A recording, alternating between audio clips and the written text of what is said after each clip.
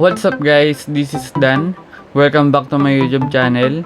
Kung bago ka naman dito sa channel na to, pindutin na ang subscribe button at i-ring mo na rin yung notification bell para updated ka sa mga paparating na videos natin.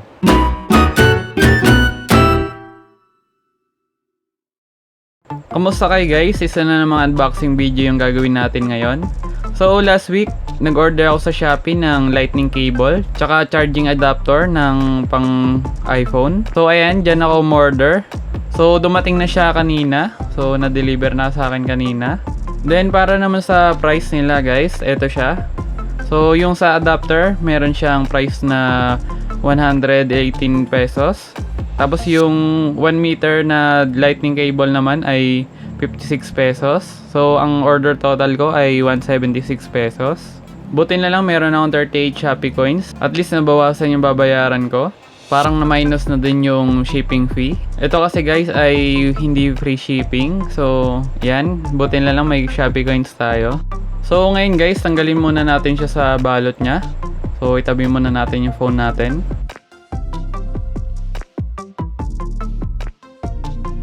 So ayan, wala akong cutter. Ito na lang.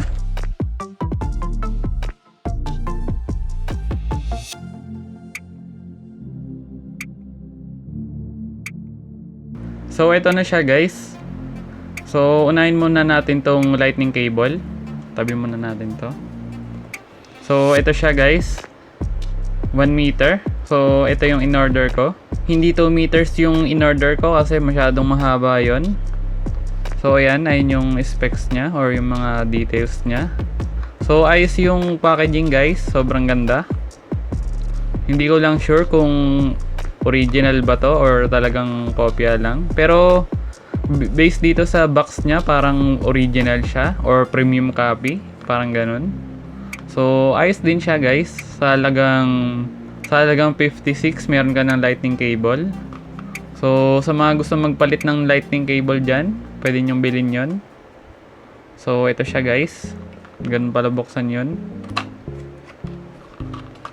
So ito guys, meron siyang kasamang warranty card. Yan. So seems legit. So mukhang legit siya guys, mukha lang. Dahil alam ko mahal yung original nito. Alam ko siguro aabot din ng almost 1k. So ito siya guys. Nice din. So yan, tanggalin natin yung mga karton. Mamaya try natin ni-charge. So bumili nga pala ako nitong lightning cable dahil yung lightning cable na meron ako dito ay hindi siya pwede pang data transfer or hindi siya data cable. So pang charge lang siya. So naisipan kong bumili na lang ng ganito. Mura lang naman. So yan, tanggal na natin. So eto siya guys. So maganda naman. Ayos yung quality niya guys. Sobrang ganda. Pero sigurado akong hindi to legit. Pero yung packaging niya ay maganda. Tapos meron pa siyang paperworks. So buksan naman natin yung adapter or power adapter. So ito siya guys. So ayun yung nakasulat, 5 watts. So ayun siya. So ito rin guys, meron din siya mga nakasulat na ganyan. So mukhang legit din. Mukha lang. So yan, unbox natin. So ito rin guys, meron din siyang ayan, manual.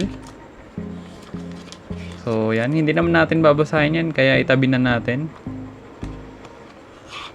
Tapos ito na yung power adapter, wala nang laman yung box. So ito siya guys.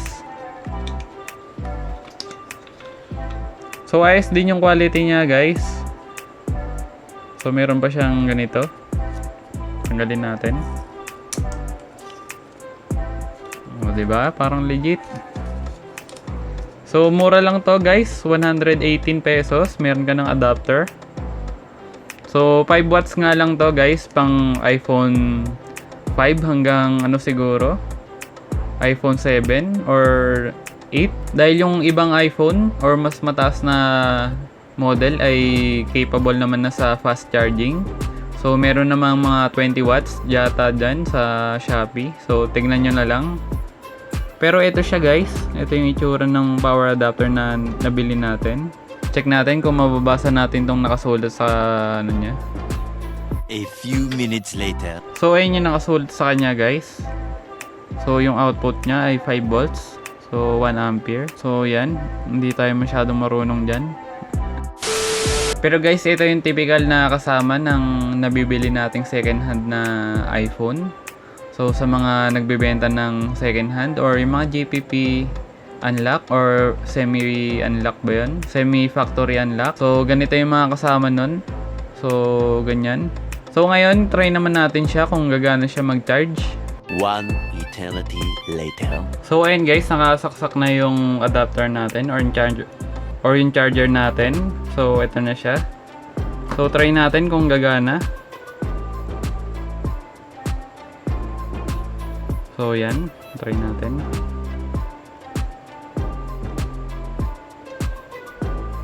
So yan guys, gumagana naman siya. Try natin ibaligtad. So yan. So yan guys, gumagana siya.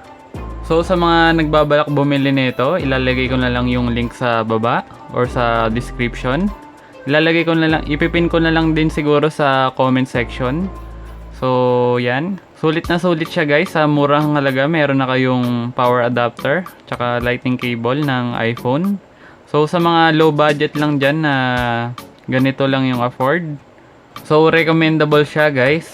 Sobrang ayos niya, sobrang ganda ng packaging, sobrang ganda ng quality. Pero syempre hindi to original, panigurado, dahil napakamura lang. Pero the best to guys. Kaya kung gusto nyo umorder na kayo. So dito ko na siguro tatapusin itong video na ito. Maraming salamat sa panonood nyo. Kung nagustuhan nyo itong video na ito, pindutin lang like, subscribe and notification bell para updated kayo sa mga paparating na videos natin.